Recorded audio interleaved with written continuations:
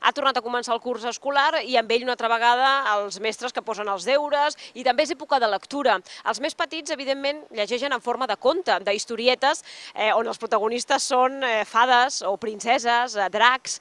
El cas és que això els agafa molt lluny de la seva realitat. Hi ha històries que sí que els hi toquen més de prop, com per exemple, malauradament, la separació d'uns pares. Aquest conte infantil parla d'això. El títol és Mireia ja no tiene miedo de papá. I tinc aquí al costat la seva autora, que és la psicòloga Arantxa Coca.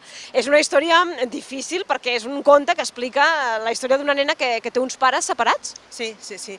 Malauradament és una realitat de molts nens i nenes i en concret la peculiaritat d'aquesta història és que aquesta nena, la Mireia, ja no veu a un dels seus progenitors perquè la separació va ser tan dura entre els pares que va provocar que ella, la nena, es distanciés d'un d'ells, en aquest cas del seu papà.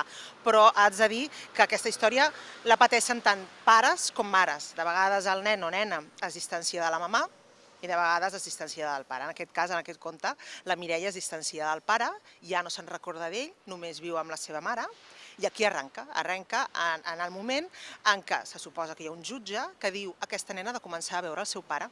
No pot estar en la seva vida amb un pare absent, perquè serà perjudicial pel seu benestar emocional. I aquí comença la història de la Mireia. No vol anar a veure el seu pare, li té por i acaba bé, haig de dir, no revetllaré més sorpreses en el conte, però realment hi ha tot un camí que fa la Mireia de com es va reconciliant amb aquest pare que ja no se'n recorda d'ell, té una imatge distorsionada d'ell, fins i tot s'imagina que pot ser un pare violent, un pare monstre gairebé, i se n'adona que és una persona propera, és una persona que no té res a veure amb el que pensava que podria ser. Neix una història entre ells, que al principi és molt dura i després és més propera, més amorosa, fins que al final acaba per perdre la por al seu pare. És una història molt comuna en moltes famílies, no? Una separació comporta que un dels pares, el pare o la mare, s'allunya de la vida quotidiana del nen o de la nena i tu, com a psicòloga que has tractat moltes vegades amb parelles, amb nens petits, és una època molt difícil i molt dura per una nena. En aquest cas, la Mireia, quants anys té? Aproximadament entre uns 7, 8, 9 anys. Hem volgut posar una Mireia que surt de la infància, però encara no ha arribat a la etapa difícil de l'adolescència, on ja s'hi junten altres característiques pròpies de l'adolescència. És una nena de 7, 8, 9 anys, hem volgut posar aquesta edat ni molt petita ni molt gran, però que, vaja, la pateixen, aquesta situació, tant nens més petits, hi ha nens que no se'n recorden ja del seu pare, perquè quan es va separar els seus pares eren molt petits, i jo sempre he viscut amb la meva mare, o jo sempre he viscut amb el meu pare, i de la meva mare, o del meu pare, sé que viu por ahí, però jo no l'he vist mai més i no vull veure. Llavors, en el no vull és on està realment el drama d'aquesta situació, perquè hi ha, com deia, aquesta creació d'una imatge totalment distorsionada d'aquesta persona, aquest referent que no deixa de ser un referent vital, un referent important per la construcció de la identitat d'aquesta persona, que si no el té o no el té interioritzat en pau, si està en guerra amb aquest referent, pot produir efectes, i això a més està molt estudiat, és que ho digui jo, efectes perjudicials pel benestar, pel desenvolupament de la personalitat i pel benestar en el futur, a mig i llarg tram de la vida d'aquest nen o nena. Com deia, li passa a nens petits i a nens també grans, adolescents. És una història molt comuna a moltes famílies. Tu has volgut que aquesta història l'expliqui el pare o la mare als nens que comprin el llibre i que puguin fins i tot pintar-ho. Està plantejat com un llibre infantil dels molts que trobem a les llibreries on hi ha imatges que es poden pintar, que es posen als nens els colors i de més, no? Però hi ha moraleja o no hi ha moraleja, que es diu en castellà? La intenció del llibre, la moraleja seria, o és, vaja, o volem que quedi ben clara en el conte, és que acaba bé. És que l'inici és dur, l'inici o les primeres etapes del procés de canvi són dures, això ja ho podem imaginar, perquè és una nena que passa de viure de casa d'una mare a casa d'un pare, a un pare que fa temps que no veu i que per tant és com si el desconeixés o desconegués totalment.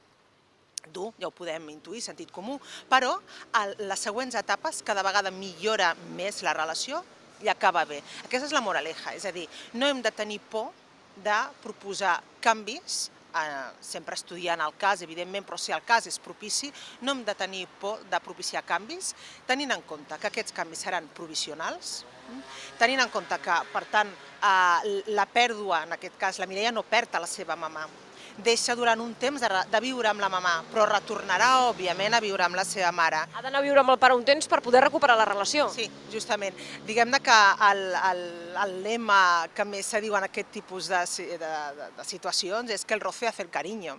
Aquí és el lema que corona totalment aquest tipus de casos. Per tant, perquè hi hagi roce, hi ha d'haver no una visita.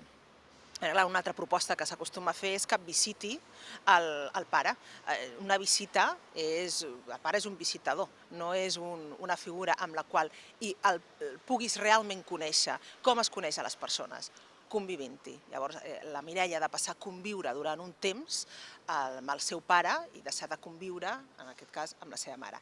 És un cas dels més severs, dels més dramàtics. No tots els casos en què hi ha nens i nenes que es distancien d'un progenitor ha d'haver, obligadament, ni molt menys, un canvi de custòdia, com el cas de la Mireia. Jo aquí he retratat el cas, com deia, més sever, el més dur. Però, igualment, és un conte que pot servir per a altres nens que, tot i que continuen veient i convivint amb els dos progenitors, hi ha situacions comunes amb la Mireia. Per exemple, en el moment en què el pare la ve a recollir, de canvi de visites, són moments molt delicats. El nen s'hi pot rebel·lar. No em ve de gust ara anar amb el pare, estic bé aquí amb la mare. I molts pares diuen, què faig? Me la porto a la força o no me la porto a la força? La nena està plorant. Doncs això també a la Mireia li ha passat. Altres moments difícils, estant a casa d'un progenitor i enyorar l'altre. El puc trucar? I el puc trucar. I són nens que a vegades demanen 3 i 4 trucades en el mateix dia. L'enyorança, què fer amb l'enyorança? La Mireia també s'enyora i el pare li proposa algunes coses que pot fer per portar millor l'enyorança de la mare. És a dir, hi ha situacions comunes de la Mireia, tot i que el seu cas és el més greu, hi ha situacions comunes d'altres nens, els casos dels quals no són tan greus, però són situacions que els nens de papes separats comúment viuen.